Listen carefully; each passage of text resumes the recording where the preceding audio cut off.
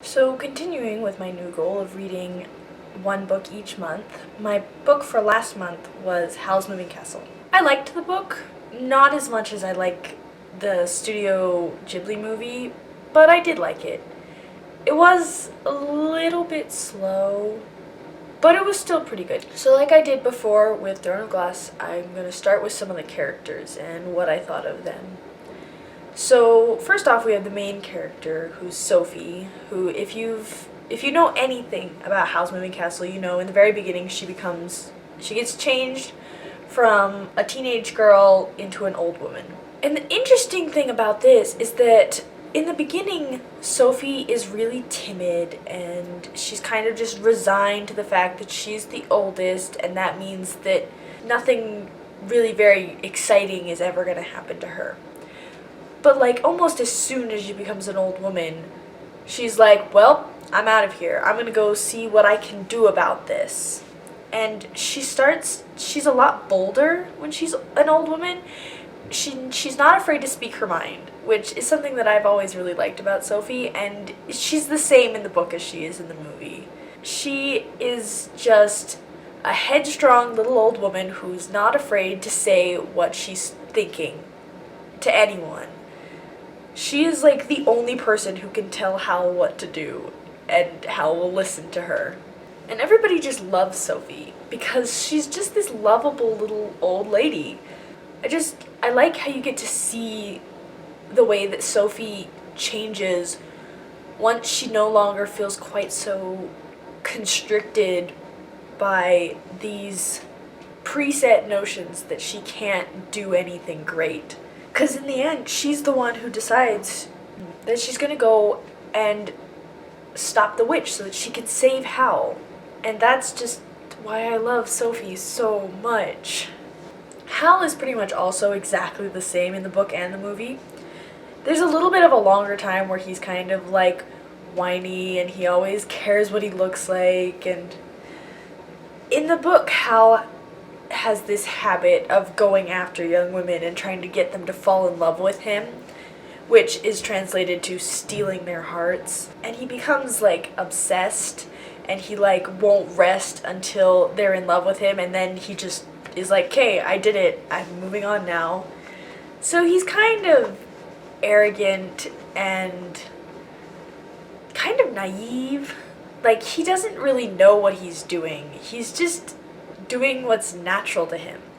And then Sophie comes along, and like, you can tell the longer Sophie's there, the more that he cares about her safety and that he will do anything to protect her. And I really like that. I like that Howl is still hiding behind this like mask of like arrogance and charisma, but like deep down he's super loyal and super protective. And so as soon as Sophie like goes after the witch, he's right there after her, protecting her, because he can't let anything happen to her because he cares. And I really love Howl a lot. I love all the characters in Howl's Moving Castle. They all just have amazing things about them, and I could go into each one, but for the sake of time I'm just going to leave it at these two because they're the most important. Another thing that was interesting about the book that's not in the movie is that Howl, spoiler alert, Howl is from Wales. So Howl actually comes from Earth. And it doesn't really explain how this happened or like how he got to wherever the world is that this takes place in.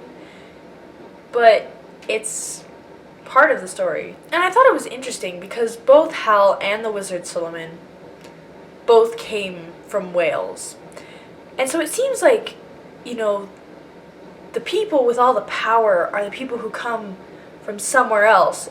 And I'm kind of wondering if there's a reason for that. It never really gives a reason, but my mind wants to think that there is one, that people from Earth have more power in this other world. Most of the book is pretty much the same as the movie. The whole beginning, like almost word for word, the first scene when Sophie goes into the castle is in the movie.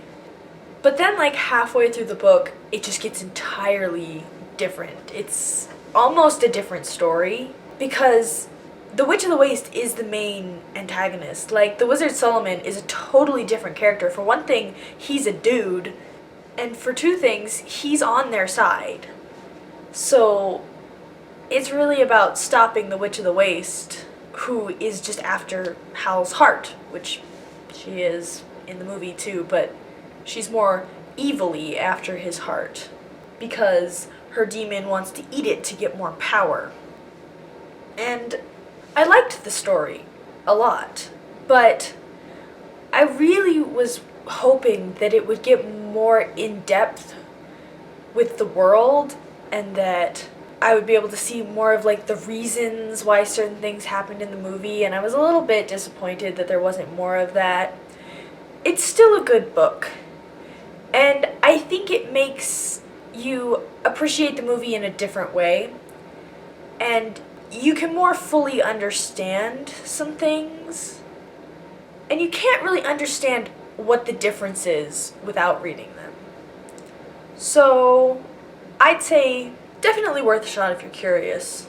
But anyway, sorry that my train of thought was a little bit less concise this time, a little bit less organized. I'm a little bit sick. I just kind of needed to throw this together, so just kind of thinking off the top of my head.